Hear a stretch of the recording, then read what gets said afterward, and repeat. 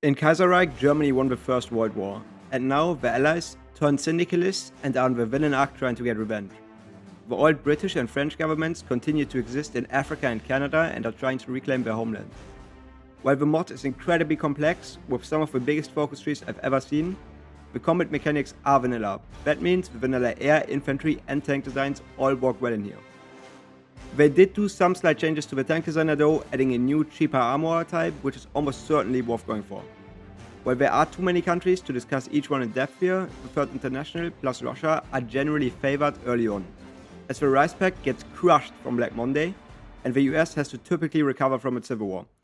The Road to 56 expands the trees of Vanilla HOI4, adds a bunch of late game technology, new PP clicks, and also changes a bunch of other modifiers. There's several broken things you can do in this mod. Most importantly though, is that you can upgrade virtually all types of equipment. This is especially broken on guns and makes mass mode battle plans matter in most scenarios in my opinion, although tanks can also become significantly stronger through the usage of motorized shock troopers, which give special force modifiers and for some reason also add attack on planes and more importantly urban tiles. It's also worth noting that mobile warfare left side in the end got a significant buff, making it more viable of a doctrine, especially if you want to mix infantry and tanks together, like in one build. Another quite overpowered thing I found in the mod is the individual rights PP pick, which grants daily compliance gain, which paired with local autonomy makes you gain compliance on occupied territory extremely fast. Commanders in Conflict is the main mod in which HOI4 competitive 1v1s are hosted, and probably also my best mod overall. The concept is simple.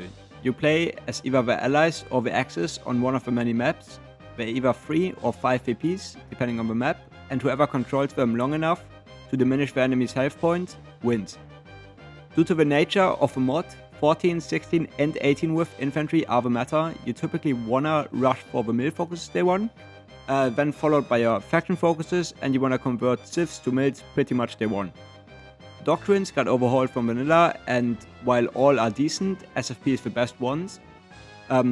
But typically you'd want to go for whatever doctrine your faction gives you bonuses for. Your PP clicks should prioritize army XP and conscription laws, and your research should prioritize industry and passive bonuses.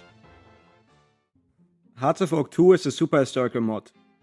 It's not really my specialty, but I'll try to share some of the basics that I know so you can perhaps get into it yourself. Every division should be 30 with, since it's a 30 with mod. Doctrines got completely overhauled, and you can also do both sides. And they're so expensive that you basically can't finish them in time.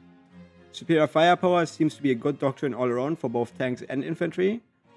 They also added a billion different equipment types, with there being 4 different types of artillery alone. Artillery got massively buffed from vanilla, actually not only being good but necessary for your infantry here.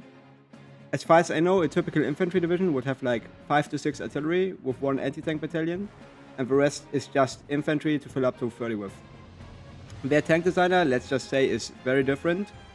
As far as I can tell though, the meta seems to be medium tanks. Gameplay wise, there's way more action than in your average vanilla game. France has a cool mechanic in which they start out really strong and then get weaker month by month. Africa will see way more action since you get an HP bonus during your Africa campaign, so you can actually afford to click on both sides. And the China war basically never gets finished, so there's constant warfare and action there. Overall, very interesting but complicated mod, definitely worth checking out, especially if you're interested in historical MP. Millennium Dawn is HOI4 but in the modern day. It completely overhauls virtually every mechanic in the game, and I have next to no knowledge about the meta in Millennium Dawn, but infantry and air are apparently very strong. One of the most important things to look out for are terrain bonuses as well. You can get more than 100% terrain modifiers in certain terrain tiles if you design proper divisions. Other than that, I can't say all too much about this mod, so we'll just move on to the next one. TFB is another complete historical overhaul of HOI4. If you watch HOI4 YouTubers and streamers, you probably know this mod from Bokon and Dankus. Doctrines get changed from vanilla again, SFP is good for infantry, mobile warfare for tanks. Just like in Oak, they added a bunch of equipment types and artillery is a lot better. For tanks, heavies appear to be better and armor is a lot more important. For infantry, you want the most orc times attack. To achieve that, you just add about 3 to 4 artillery and rest infantry. You leave most support company slots out and just go for headquarters, AA, and if you try to hold a naval invasion or just one stationary infantry general, engineers.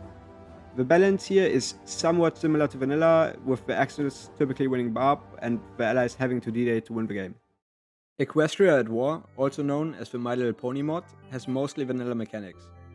I have not played the mod before, but from my research, I could tell that doctrines look vanilla, with the addition of 4 bonus doctrines that got added at the bottom.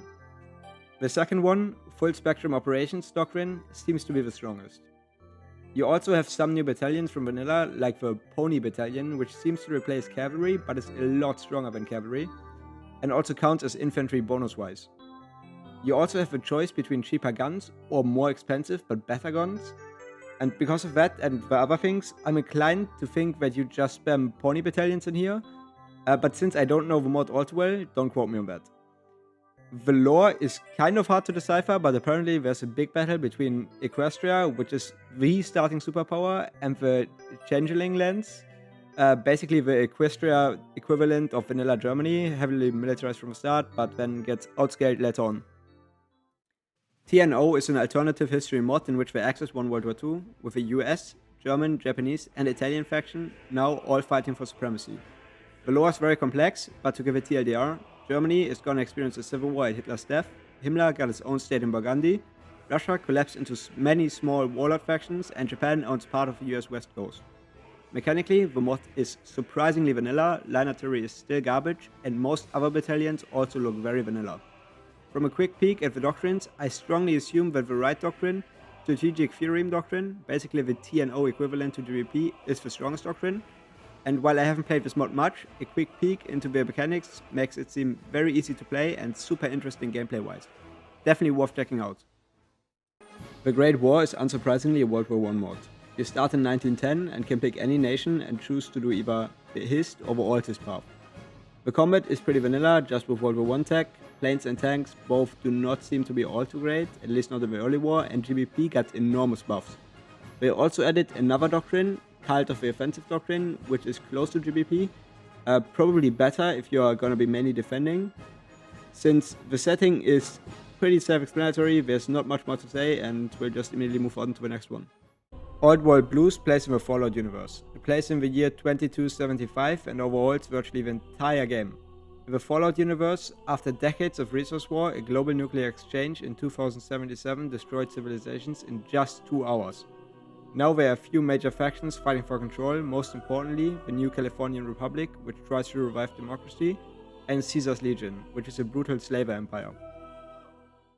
In the Red Flood, Russia wins the Russo-Japanese War in a Pyrrhic victory, which later on causes the assassination of Nicholas II and then ultimately leads to a more brutal and prolonged Great War than in our timeline. Germany collapses into socialism and France develops an entirely new ideology, futurism. Russia becomes a military dictatorship and large parts of the Russian Empire are under the de facto control of warlords. What I really like about this mod is that combat is virtually entirely vanilla. Therefore, if you know vanilla combat, you're free to just dive deep into the Altist scenario. Definitely worth checking it out.